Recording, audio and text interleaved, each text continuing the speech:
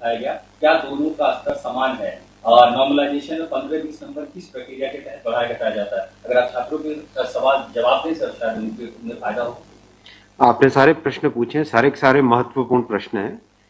मैं इन सारे प्रश्नों को एक एक करके लेता हूं। सबसे पहले लेवल 1 में 2 स्टेज एग्जाम क्यों? 1,25,00,000 के आसपास स्टूडेंट्स ने अप्लाई किया है। इतनी बड़ी संख्या में देश भर में अगर रिक्रूटमेंट करना है तो आपको एक लेवल के एग्जाम से, सिंगल एग्जाम से करना बहुत मुश्किल है। फिर भी हम इसको री एग्जामिन करेंगे। इतनी बड़ी संख्या में 1,25,00,000 कैंडिडेट्स अगर हो तो कैसे उनको एक साथ सेम तरीके से सेम लेवल ऑफ हार्डनेस और क्वेश्चन की, ये सब करना अति डिफिकल्ट है। आप सब इस प्रक्रिया से गुजर चुके हो, आप भी समझते होंगे।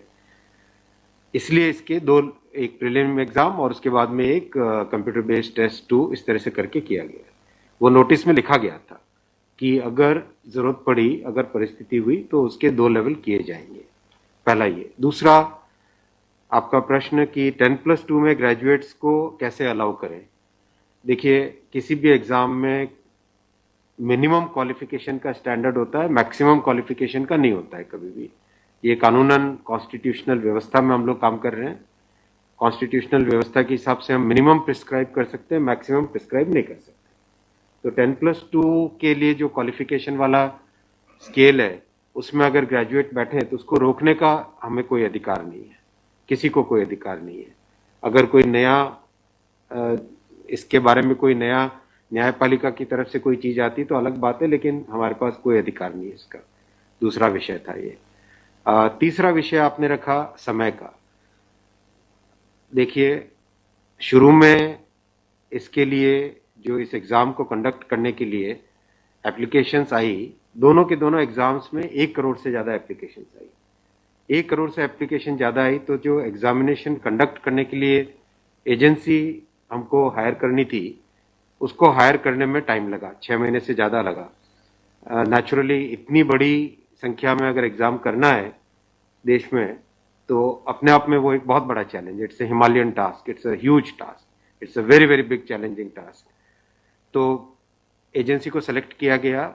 सेलेक्ट करते करते कोरोना आ गया। कोरोना के फेज में देरी हुई, लेकिन फिर भी डिस्पाइट कोरोना तुरंत दिसंबर 2020 में एग्जाम की प्रोसेस चालू हुई और despite second wave of corona फिर भी एग्जाम किया गया with all the precautions, all the safety things करके इसको लाए। जो दूसरा वाला ग्रुप बी का एग्जाम है उसमें कैट में चले गए थे बच्चे, क्योंकि करीब 5 लाख के आसपास एप्लीकेशंस ऐसी थी जिसमें फोटोग्राफ प्रॉपरली मैच नहीं हो रहा था। तो नेचुरली अगर एप्लीकेशन में फोटोग्राफ मैच नहीं हो तो उसको आप एग्जाम में कैसे लोगे, तो वो विषय आया था। तो उस विषय के कारण लोग कैट में गए थे। एडमिनिस्ट्रेटिव ट्रिब्यूनल ने जैसे ही उसका समाधान किया, फैसला किया, उसके फैसले के तुरंत बाद में हम लोगों ने एग्जाम के प्रोसेस को आगे किया। कोई उसमें देरी नहीं की। और हमारा, देखिए, हमारी सरकार, प्रधानमंत्री श्री नरेंद्र मोदी जी का इंटेंट हमेशा है कि मैक्सिमाइज करना है रोजगार को। इसीलिए आप देखिए, इतनी बड़ी संख्या में, यानी रेलवे में 1,40,000 टोटल, 1,05,000 ग्रुप डी की कैटेगरी में, लेवल 1 की कैटेगरी में, और लेवल 2 से लेवल 6 की कैटेगरी में 35,000 कैंडिडेट्स वैकेंसीज। 1,40,000 की वैकेंसीज लाना कोई छोटी बात नहीं है, बहुत बड़ी बात है। फिर आपका चौथा पॉइंट आप देखिए, ज्यादा से ज्यादा कैंडिडेट्स को फर्स्ट स्टेज से सेकंड स्टेज में जाने का मौका मिले, इसके लिए 2015 तक हमेशा प्रिलिमिनरी एग्जाम जो होता था, फर्स्ट स्टेज होता था, उससे 10 गुना लिए जाते थे, केवल 10 गुना लिए जाते थे। 2015 के बाद में पहले ही संख्या बढ़ा के 15 गुना कर दी गई, जिससे कि ज्यादा से ज्यादा कैंडिडेट्स को मेन एग्जाम के लिए जाने का मौका मिले। और 2019 में इस संख्या को 20 गुना किया गया, ताकि ज्यादा से ज्यादा लोगों को अवसर मिले, ज्यादा से ज्यादा लोग, क्योंकि फर्स्ट स्टेज जो प्रिलिमिनरी एग्जाम इतना बड़ा नंबर है कि उस नंबर में हो सकता है कुछ बाय चांस उस दिन तबीयत ठीक नहीं हो, कोई दूसरा कारण हो, समय पे पहुंच नहीं पाए, कोई भी कारण से मिस कर गया, तो मैक्सिमम लोगों को हमें चांस देने का इंटेंट है, इसी इंटेंट के कारण 20 गुना किया गया। जो 10 गुना था 2015 से पहले, उसको 20 गुना किया गया 2019 में। तो ये प्रो स्टूडेंट्स, प्रो कैंडिडेट्स वाली अप्रोच है हमारी, और हमारी इंटेंट एकदम नेक नियति से काम कर रहे हैं, सच्चाई से काम कर रहे हैं। देखिए, कोई भी कहीं भी एक भी जगह से कहीं कोई पेपर लीक होने की बात नहीं है, कहीं पे कोई एग्जाम के मैनिपुलेशन की बात नहीं है। जो आज सिर्फ मुद्दा है, मुद्दा सिर्फ इतना है कि शॉर्टलिस्ट कैंडिडेट्स कितने किए जाए, यही मुद्दा है। इस मुद्दे को सॉल्व करेंगे, इसको भी हम बहुत सेंसिटिवली सॉल्व करेंगे। हमारे लिए छात्र हमारे साथी हैं, हमारे भाई हैं, हमारी बहनें जो एग्जाम दे रहे हैं, तो हमारे लिए बहुत इंपॉर्टेंट है। हम इसको बहुत सेंसिटिवली हैंडल एक करेंगे। तस्वीर और दिखाई पड़ी, बच्चों को लाठीचार्ज। कल रात को आपने देखा, अगर तस्वीरें दिखाई हो हॉस्टल में घुस मैं आपको इतना बताना चाहूंगा कि जो लोग किसी भी अपनी खुद की संपत्ति को अगर जलाते हैं, खुद की संपत्ति पे अगर अटैक करते हैं, उसको डिस्ट्रॉय करने की कोशिश करते हैं, तो उसमें जो प्रक्रिया पुलिस की होती है वो होनी, अगर हुई है, मेरी बात आप इसमें स्पष्ट रखिए कि मैं छात्रों को कह रहा हूं कि आपकी संपत्ति है, आप अपनी संपत्ति को जलाने के लिए क्यों बाहर निकले। और हम आपकी बात को शुरू से सुन रहे हैं। जिस दिन आपने पहले पॉइंट रखा, उसी दिन हमने तुरंत इसका, जैसे ही दूसरे दिन ही मेरे नज़र में आ गई थी बात ये, और दूसरे दिन मैंने तुरंत सारा ये टेबल मंगवाया कि आप मुझे एग्जैक्ट बताओ हर एक लेवल पे क्या वैकेंसी है। और हर एक लेवल पे एग्जैक्ट, जैसे लेवल 2 पे 5663, उसकी जगह 1,13,000, कितने गुने? 20 गुने। लेवल 3 पे 4,940, उसके अगेंस्ट कितने शॉर्टलिस्टेड? 98,833, 20 गुने। तो जो नोटिस के अंदर प्रक्रिया एग्जैक्टली उसके हिसाब से किया है, हर एक पे, level 2, level 3, level 4, level 5, level 6, हर एक पे एग्जैक्टली 20 टाइम्स किया गया है। इश्यू वो नहीं, इश्यू डुप्लीकेट नहीं, इश्यू यूनिक वाली बात आ गई। अब वो मुद्दा उनका है, क्योंकि इसलिए मुद्दा आ रहा है कि जिन लोगों ने तैयारी कर ली है उनको लगता है कि हमें एक बार और चांस मिल जाए, इसलिए हम इसको बहुत सेंसिटिवली हैंडल करेंगे।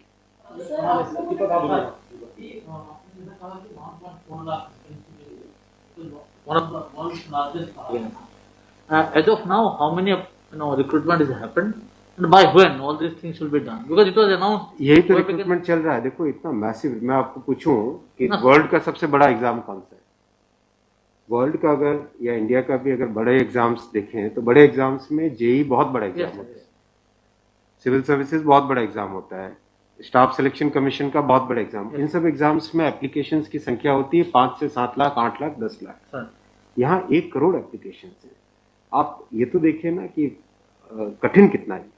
1 करोड़ एप्लीकेशन, 1.25 करोड़ एप्लीकेशन, 1 करोड़ 25 लाख, 1 करोड़ 35 लाख, उसमें समय लगता है। But this is something government was aware. In a country where there is so much of unemployment, and there will be vacancy like this, everyone will apply. इसीलिए तो time तो इतना लगेगा ही। अगर आपको इस एग्जाम को ढंग से करना है, इतना टाइम लगेगा, चाहे कोई करे। और उसके बाद भी आज देखा कि गया से आगजनी की तस्वीरें आ रही हैं। क्या ये कन्वे नहीं हो पा रहा है? कहाँ पर ये लैक ऑफ कम्युनिकेशन आपको लग रहा है, या मैटर पॉलिटिसाइज हो चुका है? नहीं, कुछ लोग इसका गलत फायदा उठा रहे हैं, और मैं उनसे भी निवेदन करूंगा कि छात्रों को भ्रमित न करें, कोई गलत इसका उपयोग न करें। ये छात्रों का मामला है, ये देश का मामला है, इसको हमें सेंसिटिवली हैंडल करना चाहिए, और इसमें हर तरीके से संवेदनशीलता के साथ इस मामले को लेना चाहिए। सर, कुछ छात्रों के ऊपर FIR भी दर्ज हुई है, कुछ पुलिस की स्टडी में भी अभी के समय में है, ऐसी खबरें आ रही हैं। आप खबरों की जांच करिए। देखो, जो पुलिस की प्रक्रिया है वो अलग चीज है। मैं अभी मुद्दा है, जो उस मुद्दे को कैसे सॉल्व करें उस पर सोचना चाहिए, हमें फॉरवर्ड लुकिंग होना पड़ेगा। मेरा एक सवाल है कि जिन राज्यों में हिंसा की खबरें या फिर जो रेल रोकने का जो मूवमेंट चल रहा है, ट्रैक पे स्टूडेंट बैठे हैं, क्या उन राज्यों के मुख्यमंत्री से आपकी बात हुई है, और क्या कुछ आप लोग की संदर्भ में की कैसे? बिल्कुल, सब जगह लॉ एंड ऑर्डर स्टेट का जो रोल होता है, राज्यों के मुख्यमंत्रियों ने भी बहुत संवेदनशीलता के साथ काम किया है, और हम भी कॉन्स्टेंटली टच में हैं, कंटिन्यूसली टच में हैं। और जो आज कमेटी की बात भी सबके पास जा चुकी है ऑलरेडी, और मेरे ख्याल से ज़्यादातर जगह से स्टूडेंट्स ने इस विषय को स्वीकार भी किया है। और मैं अभी भी रिक्वेस्ट करूंगा एक बार फिर सारे स्टूडेंट बंधुओं को, छात्रों को, कैंडिडेट्स को, कि आप प्लीज़ अपनी ग्रीवेंसेस को, अपने पॉइंट को, अपने कंसर्न को, अपने विषय को, अपने मुद्दे को फॉर्मली रखिए, हम इसको एकदम संवेदनशीलता के साथ टैकल करेंगे।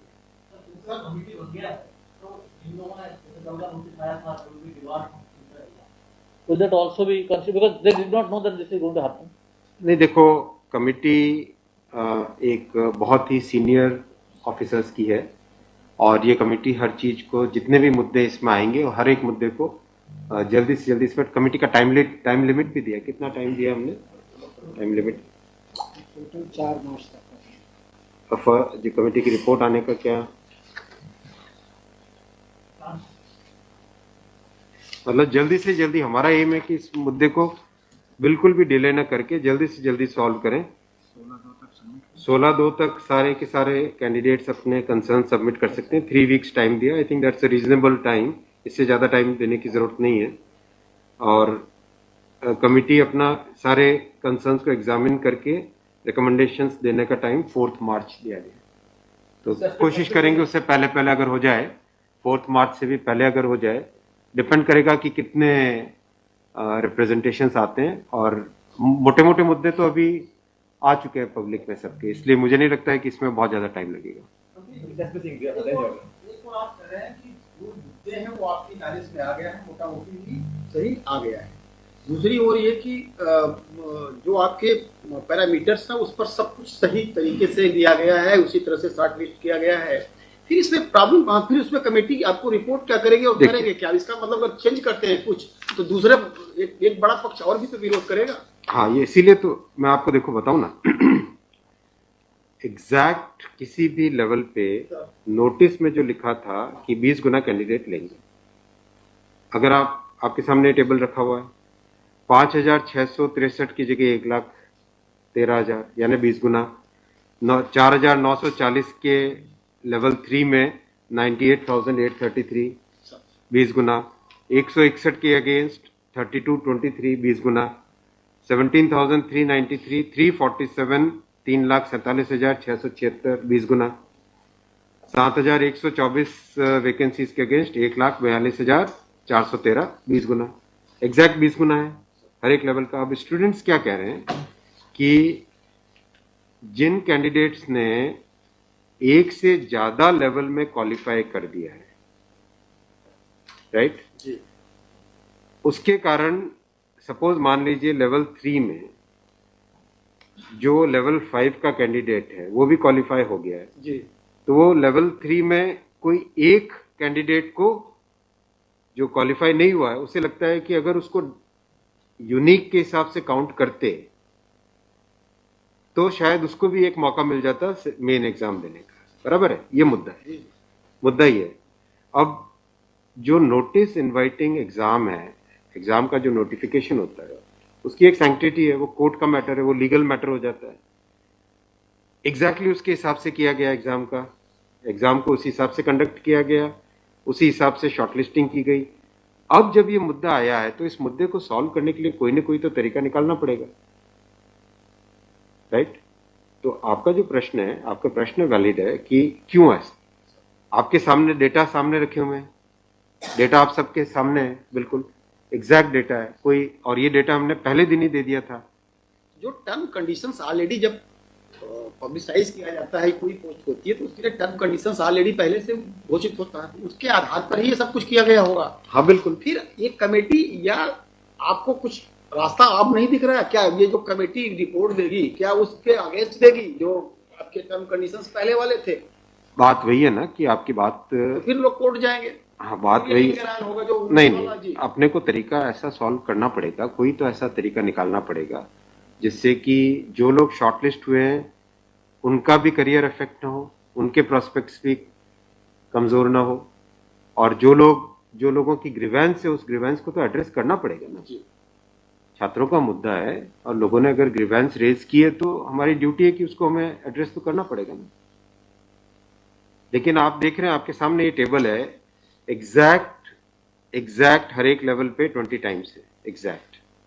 ये आप टेबल आप सब लोग देख लीजिए। और ये हमने जैसे ही शॉर्टलिस्टिंग हुई, कुछ लोगों ने मुद्दा उठाया, तुरंत मैंने आरआरबीज को क्लियर बोला था कि ये एग्जाम हमारी तरफ से एकदम ट्रांसपेरेंटली होना चाहिए और हर जगह एग्जैक्ट ये सब नंबर्स रखे गए। सवाल अगर आपके धन्यवाद। ठीक है। Thank you so much.